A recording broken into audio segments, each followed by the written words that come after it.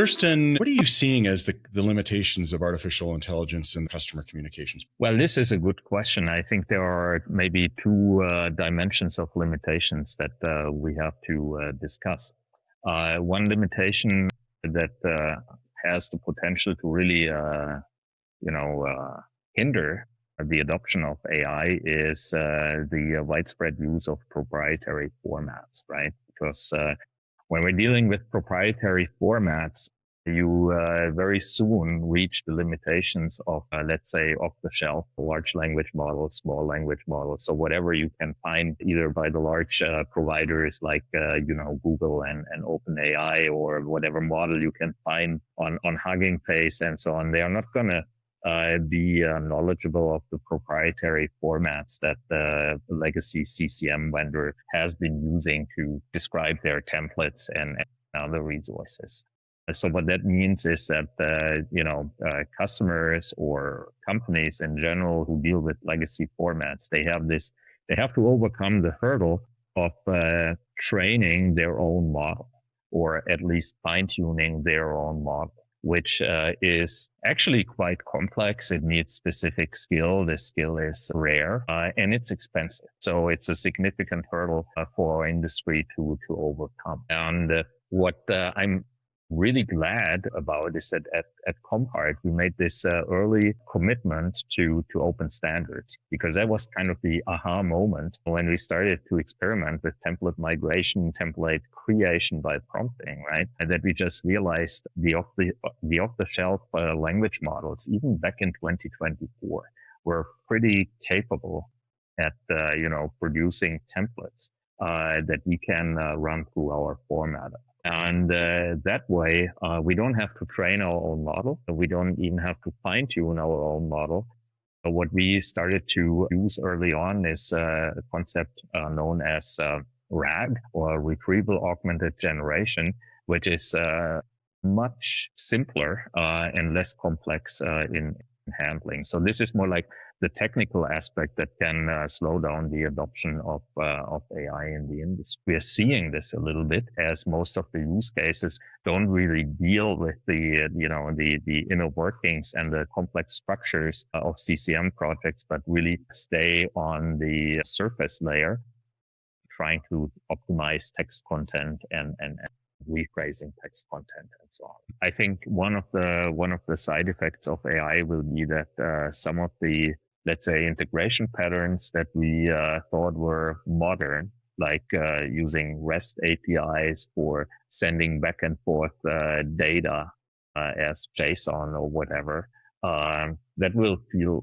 so yesterday very soon, because the main integration point down the road will be an integration point that is able to exchange context. So not just raw data organized in, or structured data organized in records, and you have to know exactly what field needs to be placed where in a communication or in a document later on. It's really more about the context. When AI agent is aware of the context, it will be able to do magic, right?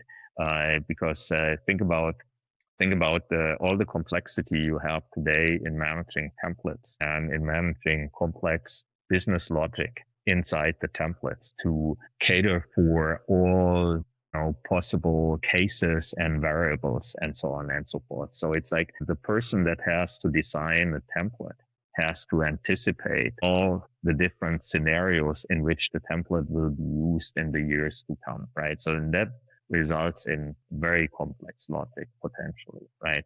AI has the potential to eliminate the template, right? Where we don't have to even worry about the migrations to a large extent, because AI will be able to assemble documents pretty much on the fly and on demand. Of course, you need to have some guardrails in order to comply with your corporate layouts and so on, and your footers and so on, and your corporate letterhead and so on. But there are concepts in our product today called the theme, which can be used as this foundational layer that sets all the like guardrails, and you can let artificial intelligence basically tap into the full inventory of let's say, pre-approved text blocks and assemble documents on the fly. If there is no matching text block available, AI can just generate a new one. If it does that, it has to put the human back into the loop.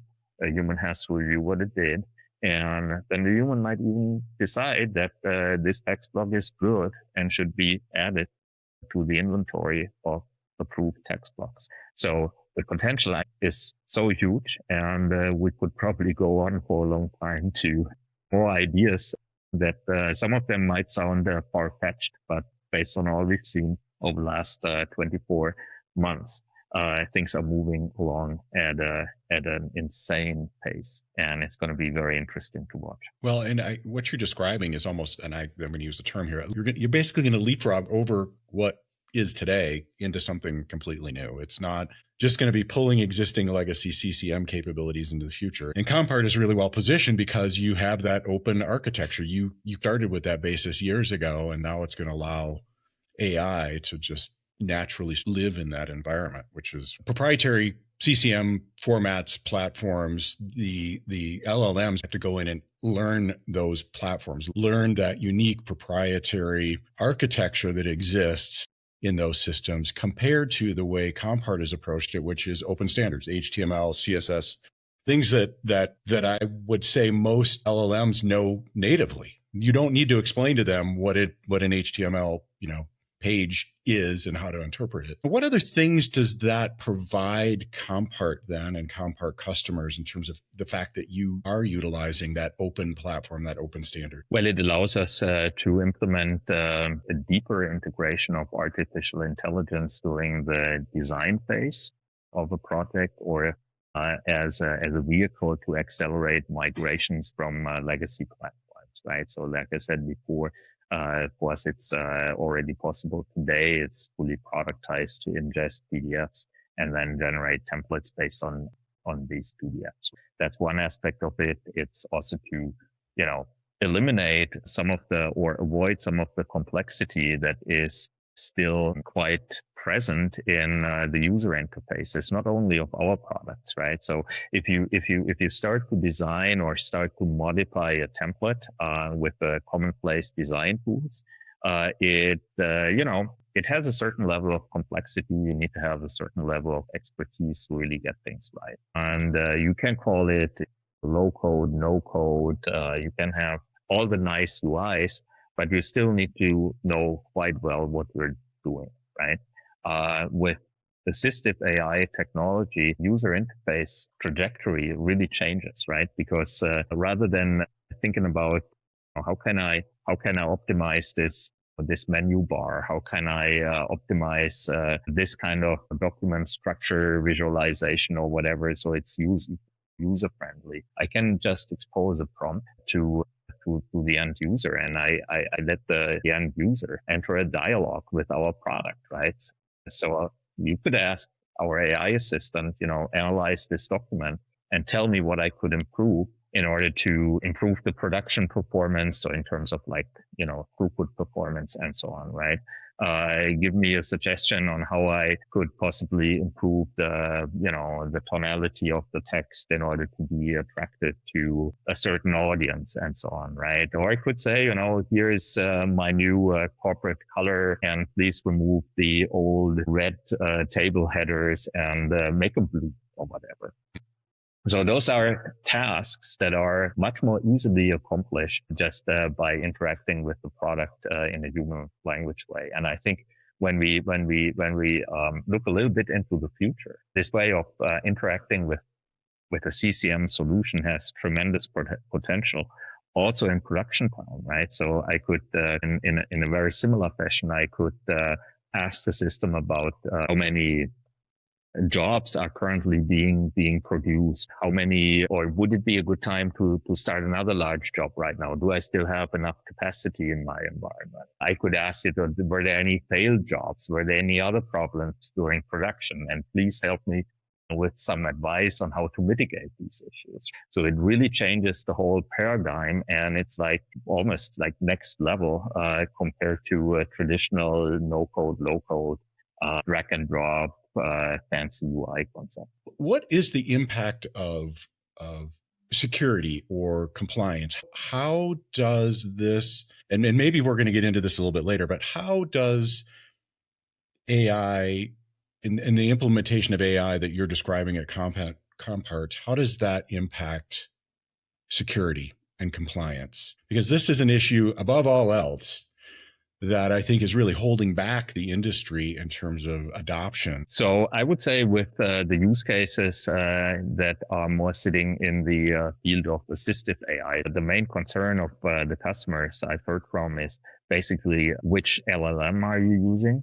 Where is this LLM hosted? If it's a cloud-based LLM, are you using my data in order to train and improve the model and so on? So in the world of assistive AI, that's pretty much the main concern customers are having. And there are good answers to that. Like, you say bring your own model approach, for instance. Obviously, concerned customers can run basically the entire product suite on-prem.